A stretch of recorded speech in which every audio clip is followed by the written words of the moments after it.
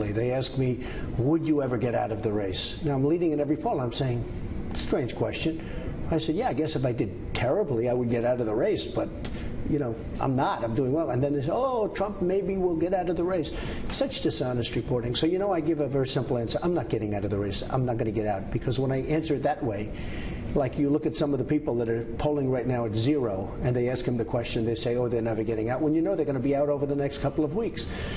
So I think it's just a simpler thing just to say I'm not getting out of the race. I'm here to stay. I'm going to win it, and we're going to make America great again. You think much simpler answer. Right. You think you have to win Iowa and New Hampshire? I don't know, but I'm leading in both. I think I might very well be able to do that. I'm certainly leading in both, and leading significantly actually in one, and I'm going up to Iowa tomorrow.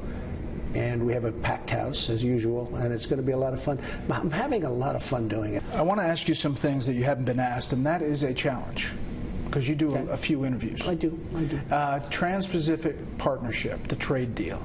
You came out on Twitter. Terrible. Why? Because we have so many different ways. First of all, China is going to go into that deal. You know that. I mean, this is a backdoor for China.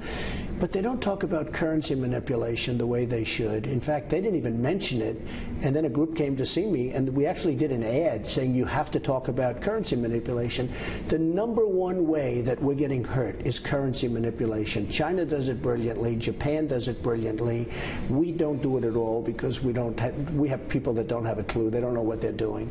But there are so many different back doors to that trade agreement, and basically it's done by the lobbyists, it's done by the special interests for certain companies that want it, but it's not good for our country. We're losing our jobs, we're losing our money, we're losing our base, we're losing everything. These trade deals are negotiated by people that don't know what they're doing. So it doesn't bother you that you're on the same side as Bernie Sanders on this issue? It's not the same side, and if it is, it's fine. We're on the same side for different reasons. You see, I like the trade. He doesn't want the trade. I like the trade, but it's got to be equal or better for us. Not even, if you look at the imbalance that we have with Mexico as an example, and everyone always says about the wall, I'm going to build the wall. And I always say Mexico's going to pay for it, and I mean it. Mexico's going to pay. Everyone said, oh, that will never happen. Why would they pay? Let's say the wall is going to cost $7 billion. They were saying 12. Mine will be bigger, better, stronger for half the price. Okay, that's the way I do it. But let's say it's $7 billion.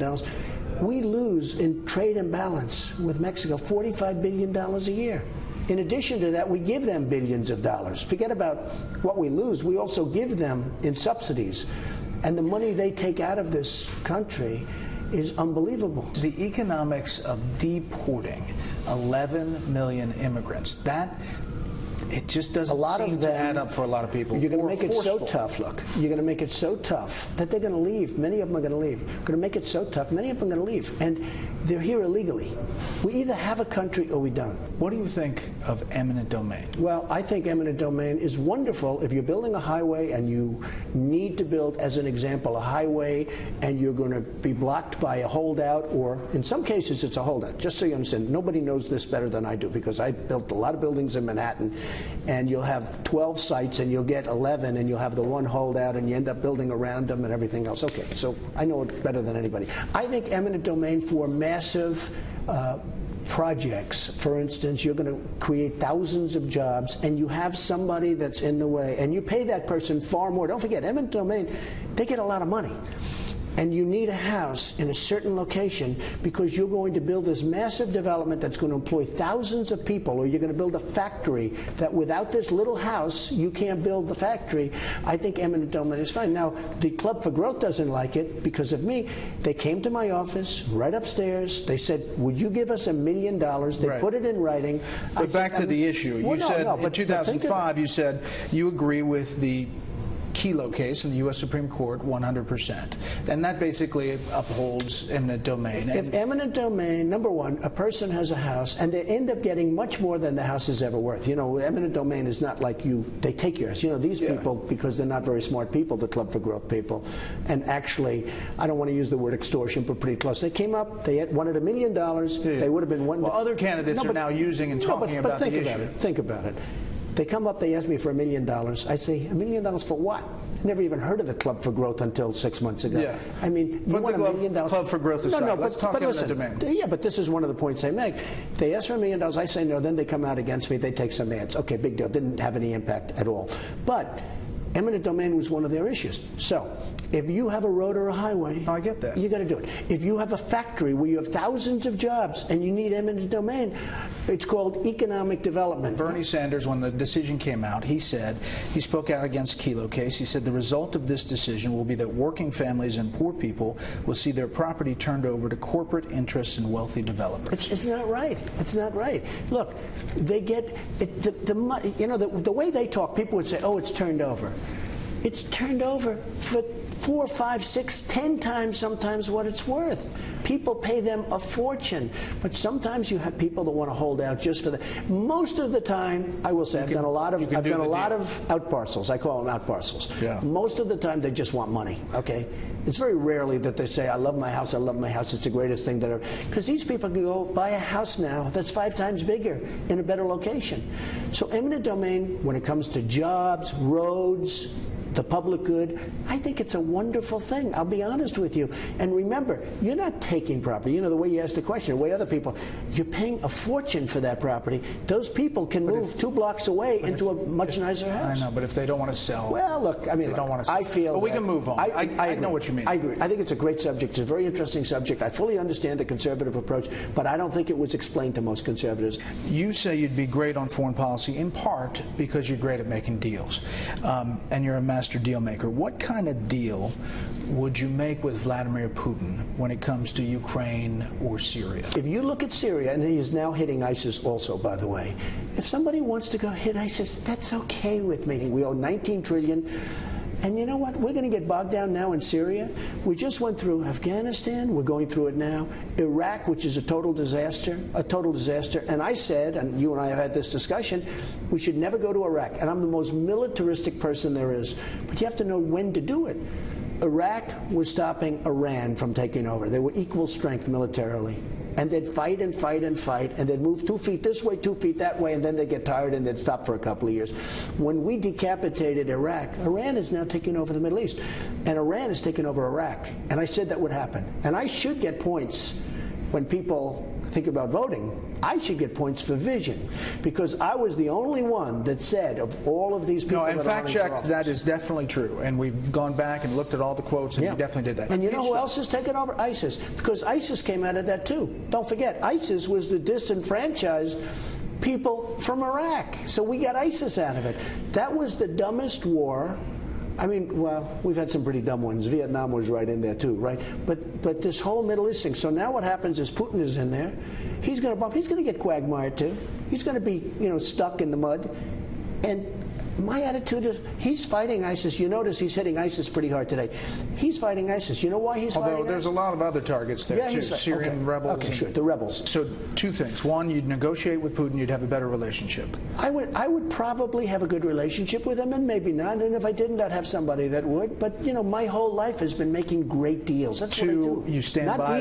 Not deals, great deals. 2, you stand by the statement back in 08 and 07 that you would impeach George W. Bush for getting into the Iraq War. I think he was a disaster, and I think it was one of the worst decisions ever made. He has totally destabilized the Middle East.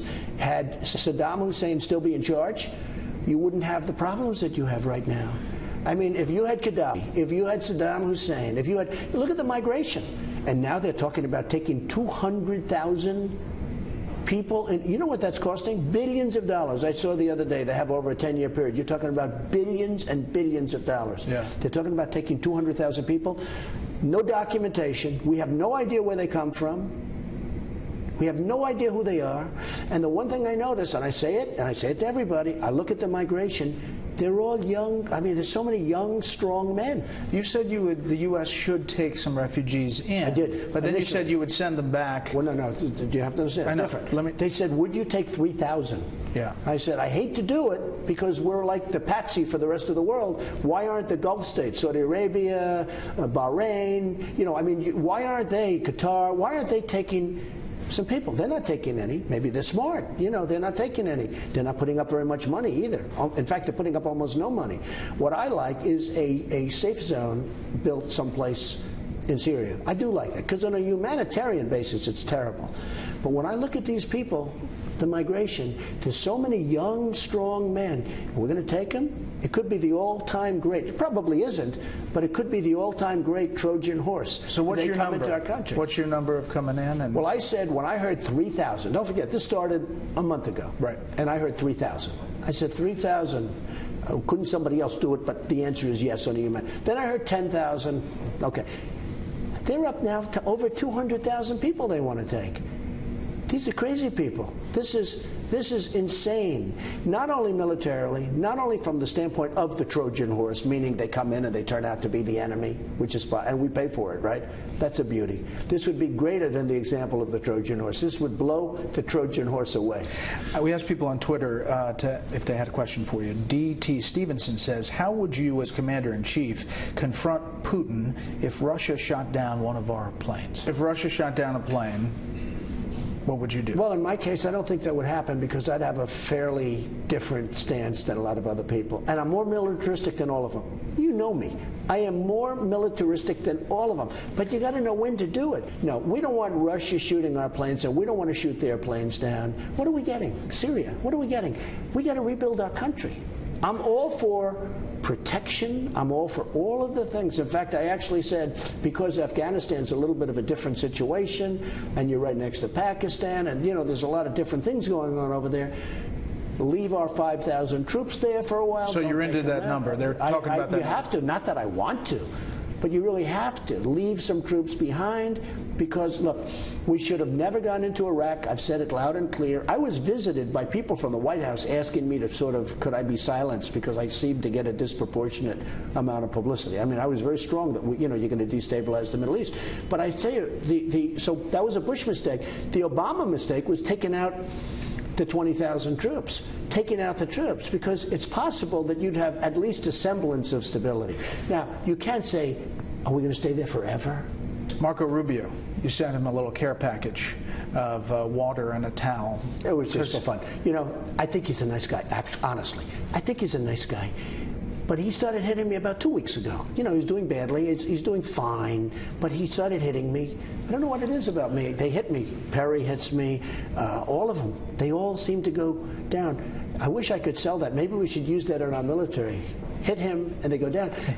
But he did. And, you know, you have to understand, he's very weak on immigration. Very weak. And the water was just a little joke, because he was making a response to the President of the United States on live television. And I'm watching. And I said, what just happened? He grabbed a thing of water, a container of water, and starts drinking it on television. I said, that's one I've never seen before. So we were just doing it in fun. Here's what he said today. Apparently the water is very high quality water. It's top-notch water that he sent us, that Donald Trump sent us. So we're grateful for the gift. Well, that's good. I like him too. I mean, honestly, I wish the Republicans could get together. You have to understand, I'm a counterpuncher. I never started. I think you will say that. Bush started with me.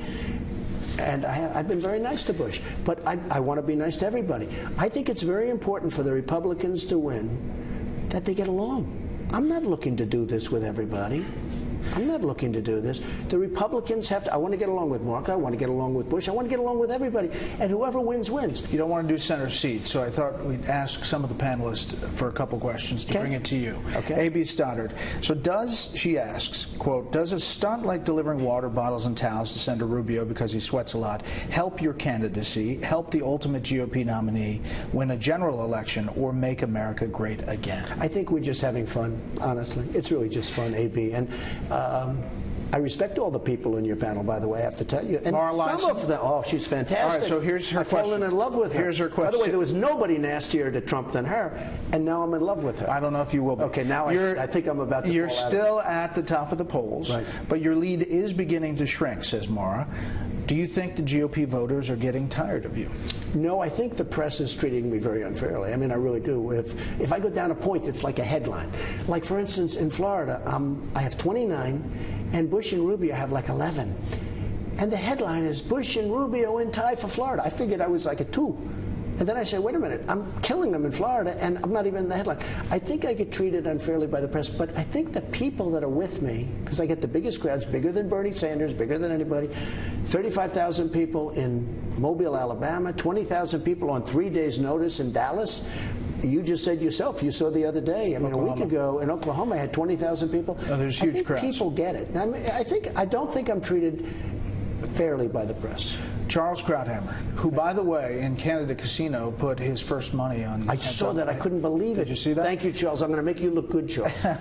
All right, here's his question. I was so impressed by that. I told everybody. The big debate between is over the size and scope and reach of government. Conservatives want smaller, limited government. Many of your proposals would require vastly expanding government's power. Deporting 11 million illegal aliens would be a massive law enforcement action, he says. Putting tariffs on, say, companies who want to build factories in Mexico, an example of big government telling private enterprise what to do. Aren't you more of a strong government guy rather than a conservative, limited government guy? I'm a strong military guy. We're going to make our military really strong, okay? But I'm a strong military guy, but not for big government. We can do this with much smaller. I want regulations off. I want taxes reduced. I mean, if you look at some of the things that's going on, and when you say illegal immigration, you know, we spend almost $300 billion a year on illegal immigration. $300 billion.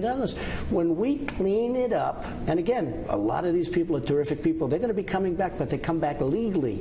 But when we clean it up, we're going to make money. That is not going to lose money. That's going to make money. So I have great respect for Charles, even though he only speaks well of me about 3% of the time. But actually, he said a couple of good things, and he did put money down on me last time. That's an uptick. That was a shock. Yeah.